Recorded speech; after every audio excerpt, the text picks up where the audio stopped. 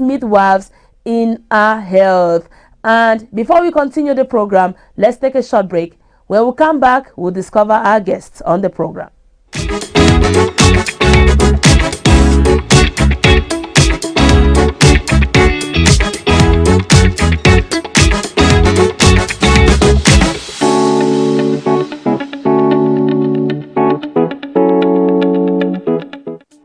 You're welcome back. If you're just tuning in, this is the Sister Circle and it's Royal Television. Our focus today is about indigenous midwives on the occasion of the 32nd edition of the Indigenous and Tribal Day observed the world over in the month of August. Our guest on the program today, like I told you, ladies and gentlemen, she is an indigenous midwife. She is Husenatu Adamu Madaki, an indigenous midwife based here in Boya. I'm your host, Frida Lena. She's here. Who's Saina? Good morning. I'm Senatu Adamu, a final year student in the Department of Midwifery in University of Biaka, Institute of Boya. Yes, the Biaka University Institute of Boya. Yes. A midwife being trained within the health sector. And you are a guest on the program today. How do you feel coming on board to talk about midwifery as a Mbororo woman? It's an honor to be here, and we cannot talk about indigenous traditional midwives without knowing who they are. Sure. They are community-based healthcare workers who provide mothers with care before, during, and after childbirth, using their ancestral knowledge, local medicinal plants, and spiritual care. All right. Ancestral knowledge, local medicinal plants, and spiritual care. Yes. And it is believed that is handed down within the Mbororo community and within the indigenous population. Yes. That is you, Usena, from this hand. On this other hand, you are getting the training in a recognized health facility. Yes. How do you intend blending the two? That's the most important part of my training. Good. As a Mbororo midwife, I blend them by I encourage mothers. I speak to them in our language. Good. You know, there's a saying that if you speak a people's language, you are part of them. You win their trust. Yes, exactly. I speak to them in our language. I encourage them to go for doctor's appointments, scanning, to do their blood tests in the hospital, encourage breastfeeding, and to see gynecologists, because we are always shy. Yes. Especially now that there are mostly male gynecologists.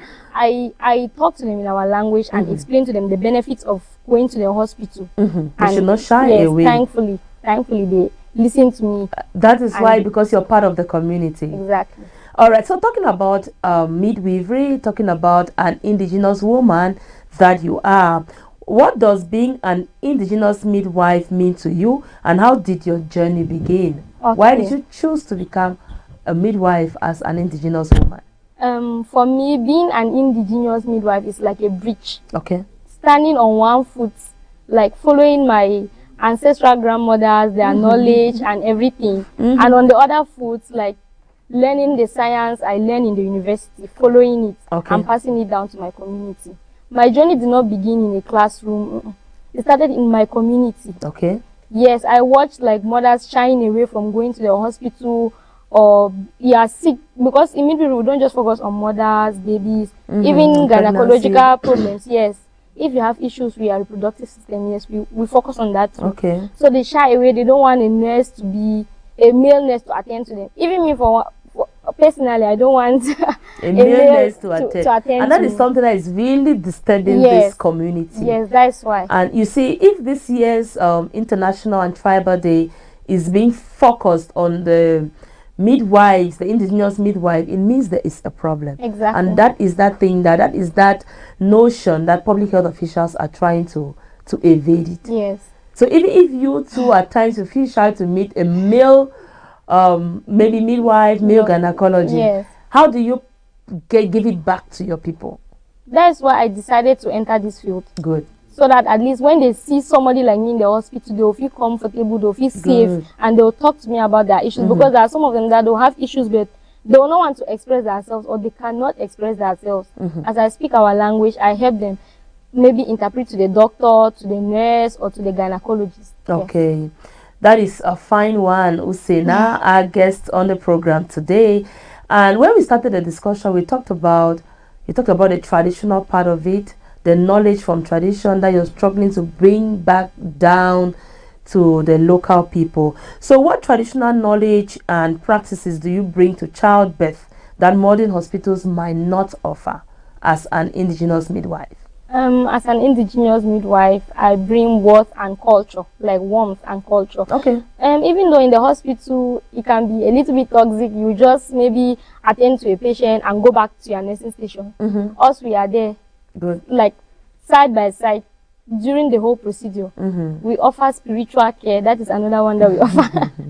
The most important one, spiritual care. Yes, we stand by the client like hand to hand until their stay in the hospital is over or their problem is solved. So it's not really an indigenous person. You attend to every other patient. Yes, every other patient. You know, I was born in Boya, okay, and raised in Boya. So those traditional methods are known best by my mothers. They're the ones that maybe help explain some things to me, that this is how they used to do some things. Okay, traditionally. Yes, traditionally. All right, you talked about spiritual care. Yes. And let's talk about ancestral wisdom a little bit, because if you were born or you've been born and bred here and you get the knowledge from your mothers, of which is really helping the indigenous knowledge when it comes to midwifery, and now you're blending it with modern. So how do you blend ancestral wisdom with modern health care to keep mothers and babies safe, even though you're still training? Yes, I said language was one. Okay. Yes, language was one. I speak to them and educate them on the importance. Yes. Language is the most important one. As far as you speak their language, they are comfortable with around you, of course. And I advise them in our language. Yes, that is the most important one. When you advise them in your language, they understand, and some of them they follow. They follow. Yes. They understand and they believe you. Yes, they believe me. What you say. Exactly.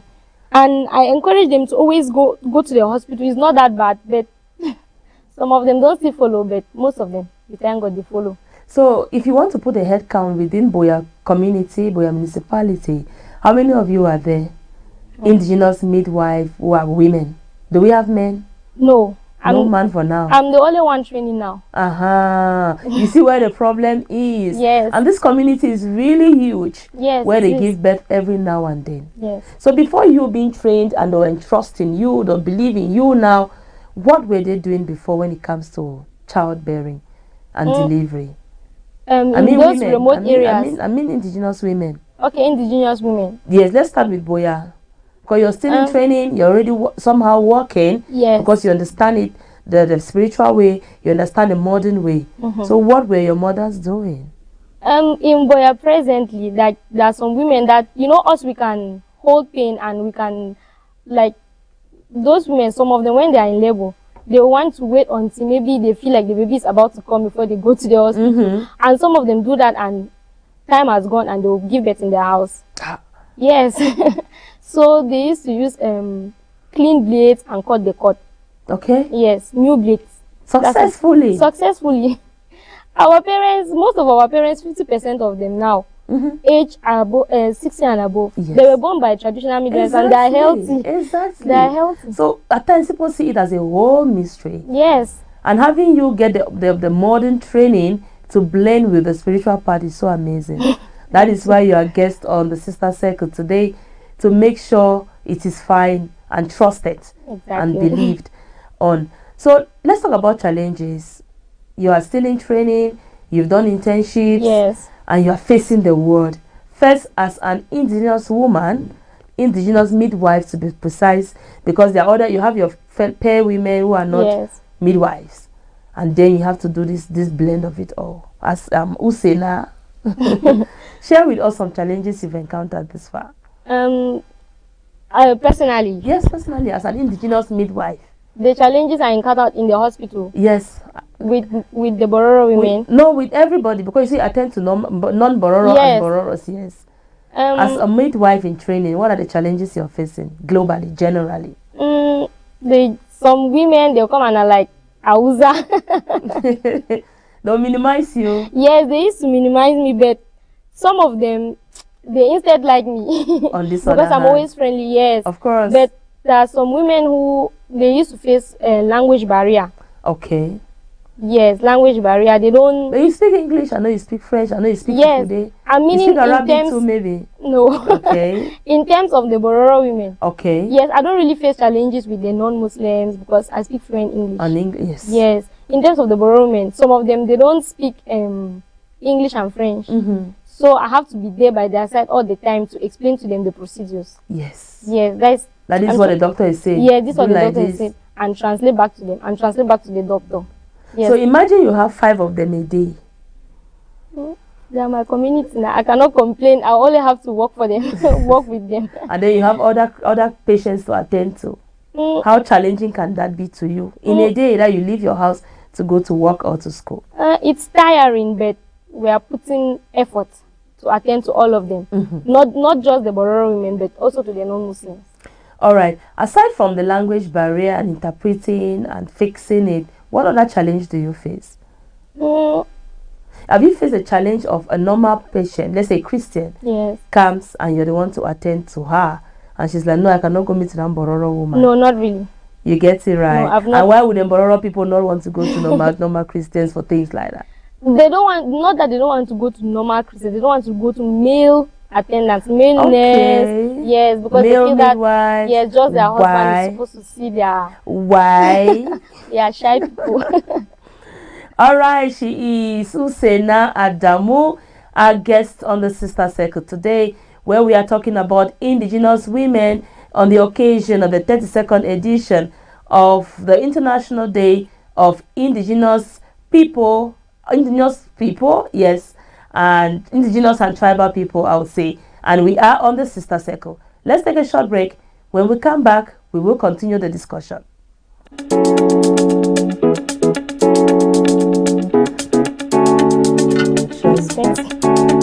No sweats.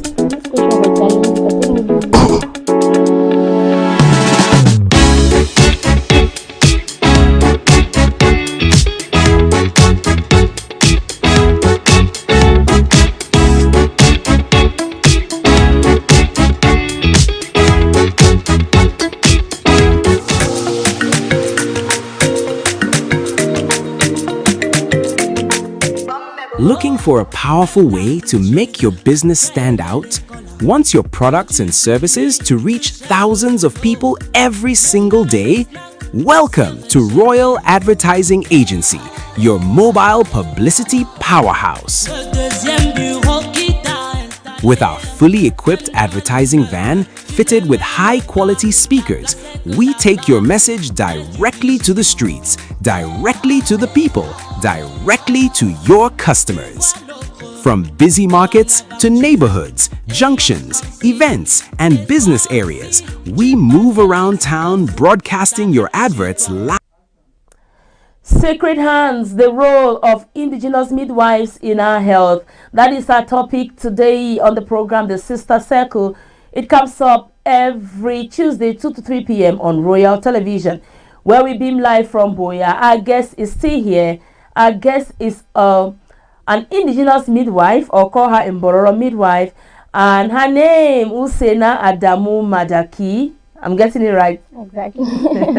All right, Usena, before the break, we were talking about challenges faced by midwife. You first, as yes. you, Usena. Let's talk about the challenges faced by traditional midwives, whom we know you know, because you're having a blend of the two. What are their challenges?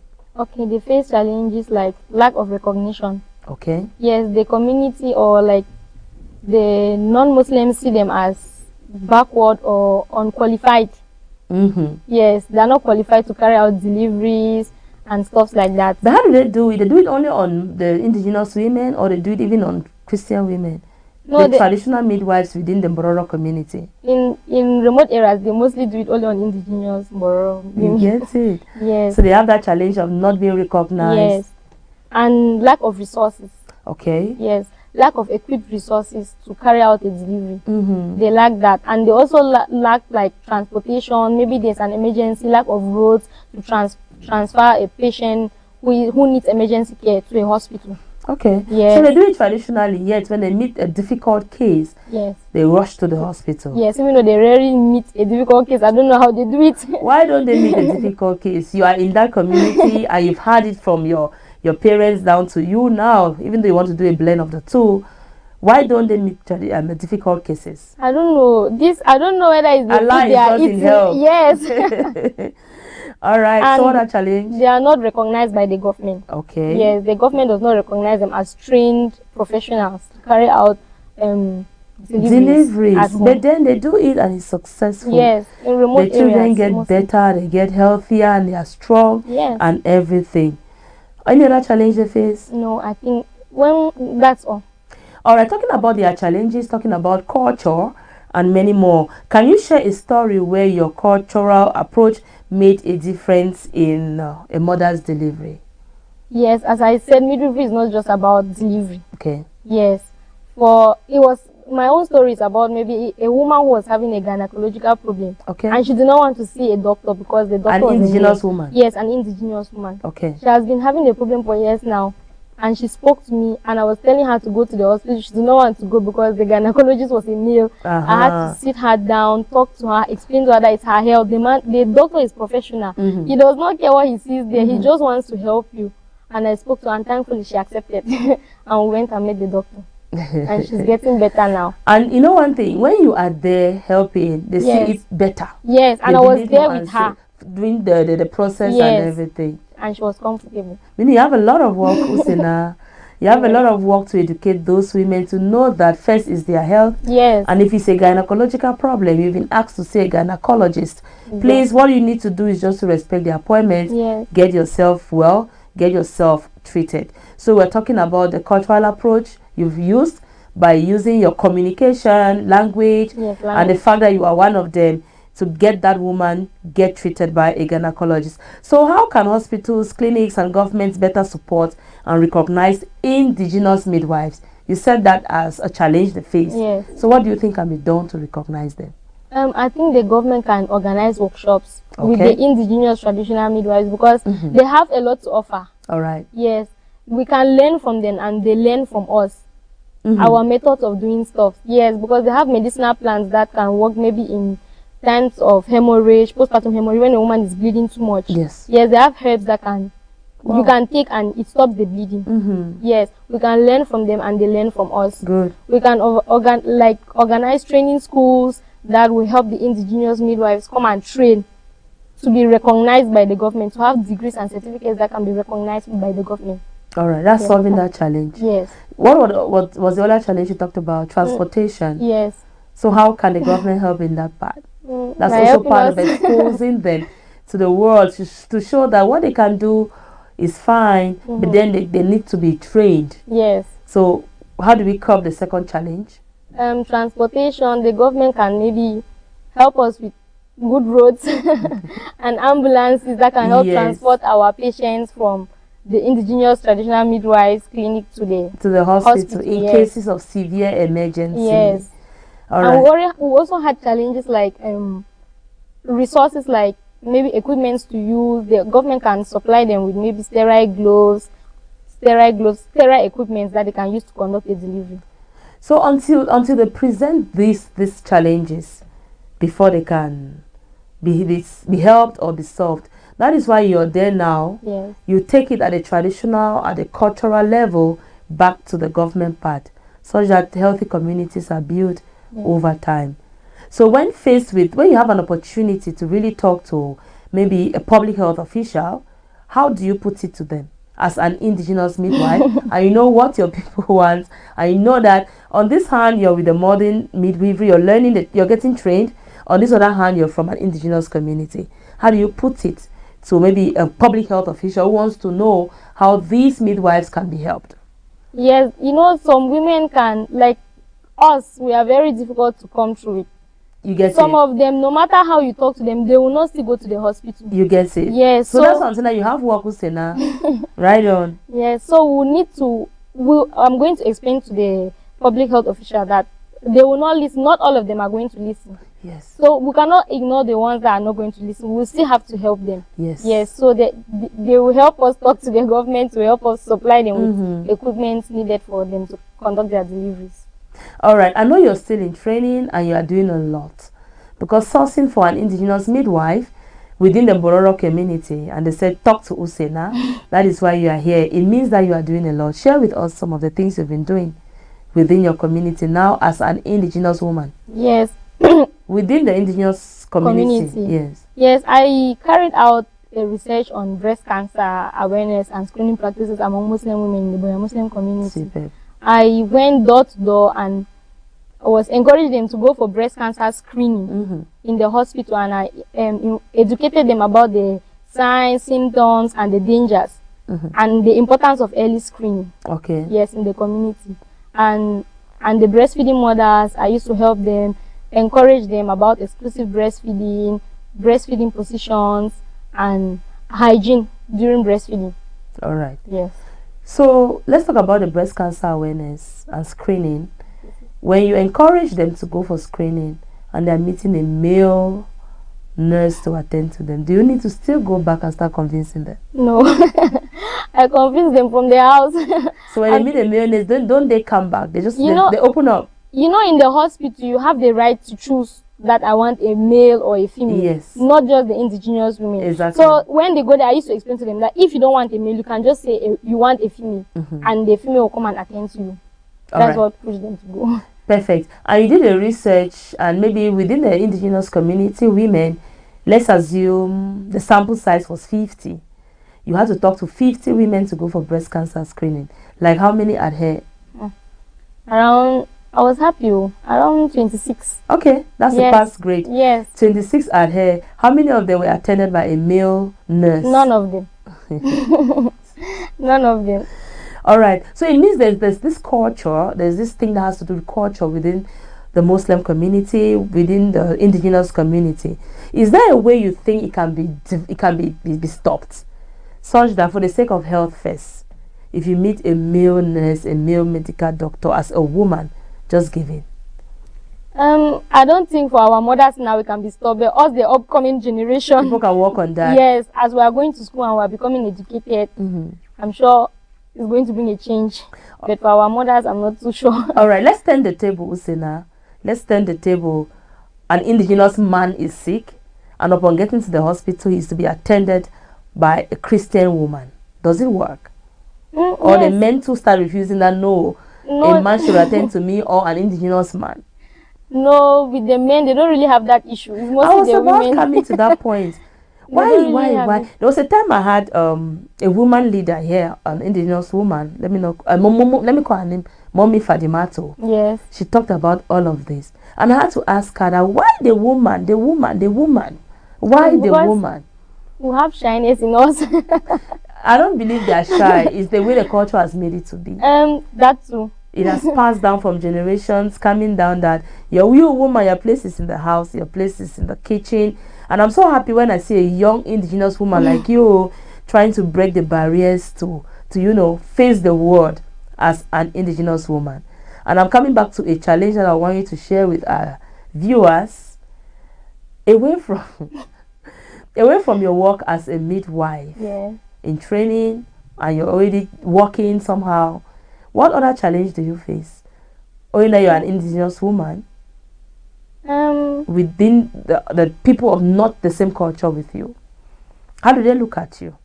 They always see me different. You know, they address me in a different manner. I've received all sorts of names in the hospital. Fadimatu, Aishatu. Yeah, they just call Amina. They just mix the answer. Yes. I answer because I know they're referring to me. I'm the only Muslim there. I'm the only Bororo girl there. Okay. Yes, that is mostly the only challenge I face. I don't really have challenges in the hospital. All right. Yes, because I work well. Yes, I'll need to come to the hospital where you work. I want you to attend to me. All right, so what role do you play? We talked about culture some minutes ago, language and everything. What role do you play in preserving language first and culture plus community healing through your work as an indigenous midwife? You know your two sides now. Yes. After you're in the modern side and the traditional part. Exactly. So emphasize on the role you play to preserve language, culture and community bonding. my work is already an act of preservation. Yes. And I told you, as I said before, indigenous midwives, they focus also on with spiritual care. Okay. Yes, spiritual care. When a woman gives birth, there's maybe we used to call the azan in the baby's ear. For my Muslim women, when they come to the hospital and they see me after delivery, they used to tell me to call the azan in the baby's ear. That's preserving our culture. Please tell us a little bit about the azan in the baby's ear. It's like reciting what the Ladan used to call for prayer. Hey. Yes. Something is happening here today. Okay. Yes, the Muslim women, they usually tell me to do it for them. Oh wow. So Yes. if let's do it. No. It's not done anyhow, eh? Yes, it's not done anyhow. It's called when When the baby has been born. Yes. It's like some seconds of some things you say in the baby's ears. Oh my God. So if you don't do it, who does that? Is the midwife who does that, or the mother will do it? Anybody can do it as far as you're a Muslim. The baby's father, mother. Yes, I used to do it for them. Immediately the baby is born, or hours, minutes after? Anytime. You can do it anytime, but it's usually Is it still in the done hospital. once? Yes, once in each year. As you do it, it's okay Yes, forever. Yes. It's just maybe. And why can it not be tradition. done publicly on this set? Usena? Oh, please. Oh my God. So that's the spiritual care. Yes. Right on. And secondly, like giving emotional support. Yes. And talking to them in our language. Okay. That is preserving the language. Yes. Yes. For better attention, Yes. for better follow For better up. care, for them to feel safe. Yes, feel safe and comfortable within the community. I'm so much interested in that azan in the baby's ear. It's superb. I like it. Thank you. So far, how many deliveries have you encountered, though in training, that you've been around, be in the modern way or the traditional way? Encountered as in like. You've taken part in? I cannot count. Oh, really? Yes. Why can you not count? It's like Because- over 100. Because women come all the time, you cannot keep count of how many women you assisted in delivery. Yes. Yes. You cannot count. And And all I want to say is a little bit crazy. So you're okay being in the labor room with them? They are okay having you in yes, the labor they are room? okay. They are instead more comfortable with me. Because when they don't listen to the senior midwife, I used to tell them, if you don't do this, this is going to happen. You need to do this so that your baby will come out healthy and okay. And strong. And you Yes. stand there till the delivery is done. Yes. Let's say you have a number of it can be a coincidence anyway. Like 3 indigenous midwives, indigenous women Yes. in labor, and maybe they will give birth almost the same time. Have you encountered such situation before? No. 2 or 3 being in labor and they give birth almost the same Yes, time? in labor, 2 or 3 in labor, but Yeah. they don't give birth exactly the same time. All right. Coming Yes. back to you now, you need to be with all 3 all through. Let's say the indigenous woman A is giving birth now. You're there with Yes. her. It takes like 1 hour or more. Yes. And indigenous woman B is in labor. Do you find yourself strong and okay to stand like for 6 hours to Yes. manage these women? Yes, in the hospital, we are trained to stand up the whole night, not just 6 hours. For example. Yes, because, and the indigenous women, they don't just come to the hospital alone, they come with their carers. Of course, of Yes, course. so we can talk to their carers, tell her to do this, to do this, to do this before I go and come back, before I go and see the other client and come back. Yes. You are on your feet. Yes. Yes. Is that how strong you are? We have to be strong in the hospital. Amazing. All right, so what message do you have for young indigenous women considering midwifery as a calling? Okay, to my dear young girls who Before are that, do they considering- admire you? Yes. I know. I was They coming do. there like, because I'm admiring you a lot, and I just imagine the admiration you're getting within your community. So they admire you. So what message do you have for them? To my girls who are planning to enter the midwifery field, I want them to know that they should not be scared. Call on indigenous women first. They should pick the courage from you and become an indigenous midwife. Yes, their culture is not their weakness, but their strength. Good. Yes, and they should know that our people, our community need them. Yes, they should stand to midwifery is not just a job; it's a calling to save life. Exactly. Yes, they should stand strong. We are behind them. They should stand strong. We Yes. all are behind them. And talking about midwifery is not just a job, but it's a calling. I know it is within the Bororo community. They see it as a calling because not Yes. every Bororo woman Yes, can do midwifery. yes. So how Even- do you identify that call as an indigenous woman? Not you, but any other woman within the community. How do you know that if I train Usena, if I train Amina, I train Aja as a young girl, have you Yes. seen how we are doing, she'll become one? How do we identify that call? to identify some them, like they'll show interest in you. They'll come and be asking you questions. How do you do in the hospital? How do you do this? How do you do that? And I will know that you have interest in this, and I'll be drawing you closer. Okay. Yes, closer, and be educating you more On how and to go about yes, it. and orientate you on the midwifery field. Alright, so how about the traditional ones? How do they see it as a calling from Allah? Those traditional ones, I don't know, because I need one. I also need one to be on this program one time. We'll look we for need to her have to go to a remote area before we can and find teach her. them out. Yes, Exactly. because now they've started going to hospitals. Okay, Yes, which they have is been good. drifting away from. From the hospitals. But Usena, for now, you seem to be the only one who is in training, who is also practicing somewhere, Yes. somehow. Before you went into training, how was it? How were they managing to have the number of kids they have? Or when an indigenous woman is in labor, they will need to start calling the remote one from the north to come down. How were they giving birth? In the hospitals. No, Or- back home. But I don't know how those women used to do it. And they are so strong. Or is Exactly. the food that they eat? I don't Exactly. understand.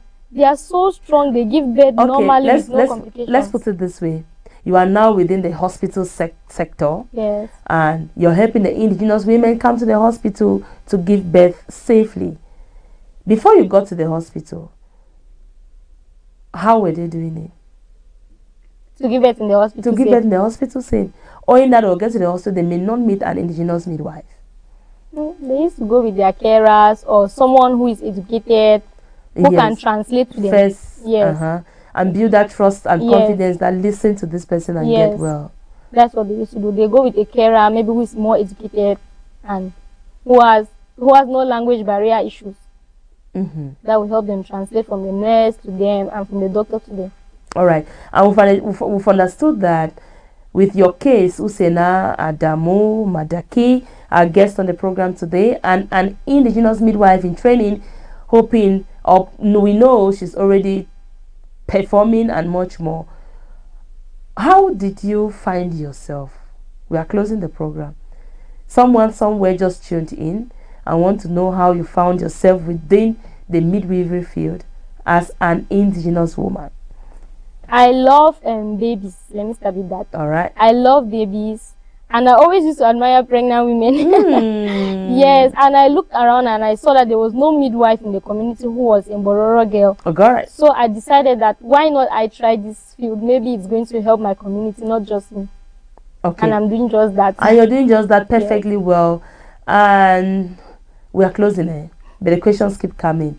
You are now within the hospital sector, Yes. which is fine. Have you experienced traditional delivery, maybe with an older woman? Traditional delivery in the hospital or No, but this one they do in remote areas and communities. You know, it's common within the indigenous women to give to deliver while at home in the Yes. communities. Have you experienced any? Yes, I've experienced that, but she gave birth at home. At home, yes. Yes, and I went And that there. elderly woman was there to manage everything. Actually, she did it herself. She didn't have nobody. I'm serious. She didn't have nobody. After that, they called me and I had to go there and To carry her. assist. Yes, hand the baby to the hospital to check for any maybe complication. And they were So fine. is it that shyness in her that she knows? Because every woman educated on labor. Yes. There's one thing I also want to ask before we say bye-bye. How about them attending clinics, antenatal care Yes, while they- being pregnant? They attend. They attend, then how would she feel labor and still stay at home? Maybe because she can hold pain, she can conceal pain. And I while don't the know. pain was there, she was concealing. Yes. What stops them from going to the hospital? Maybe she thought, I don't know, maybe she thought maybe, you know, when they go there, they don't like maybe that VE, doing VE on their minutes. So they want that maybe when they are almost giving birth, They before just they go get to the there hospital, and and the they just baby is give done birth. once, or it's not even done. Yes, they just They give birth. And in the process of that, she gives birth in the house. So it's that shyness Yes. that is within them that is causing all of these things. Exactly. And you are here to break it. I'm here to do just that. All right. So where do you see yourself in the years ahead, decades ahead, as an indigenous midwife now who is picking up the baton? How do you see yourself? Or where do you see yourself?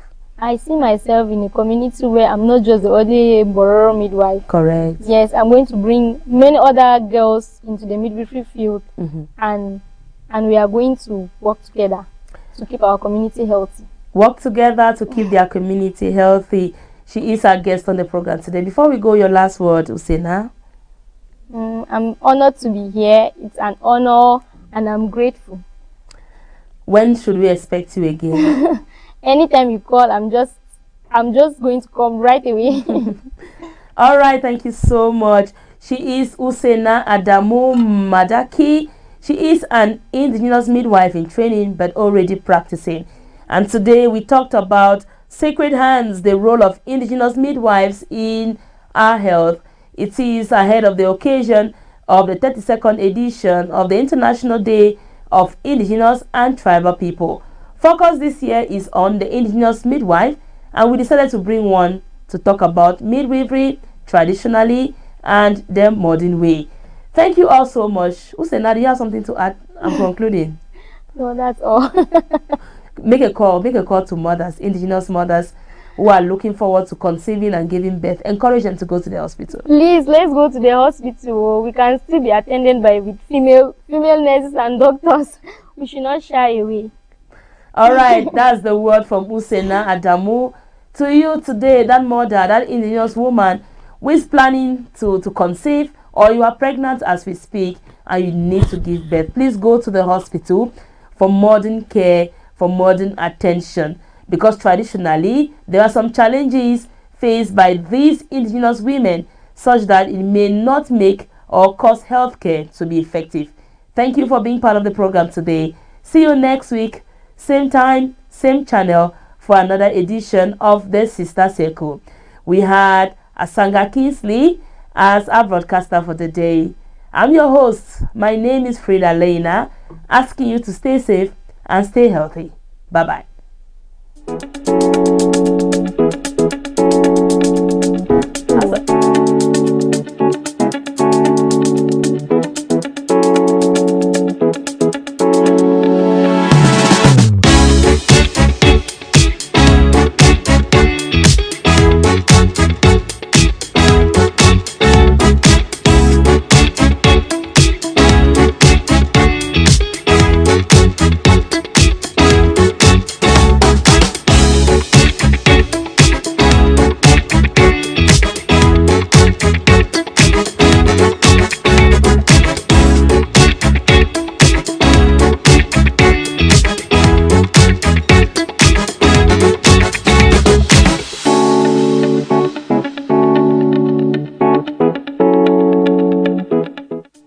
My name is Ibrahim Tawat, the principal of Gratitude Islamic Secondary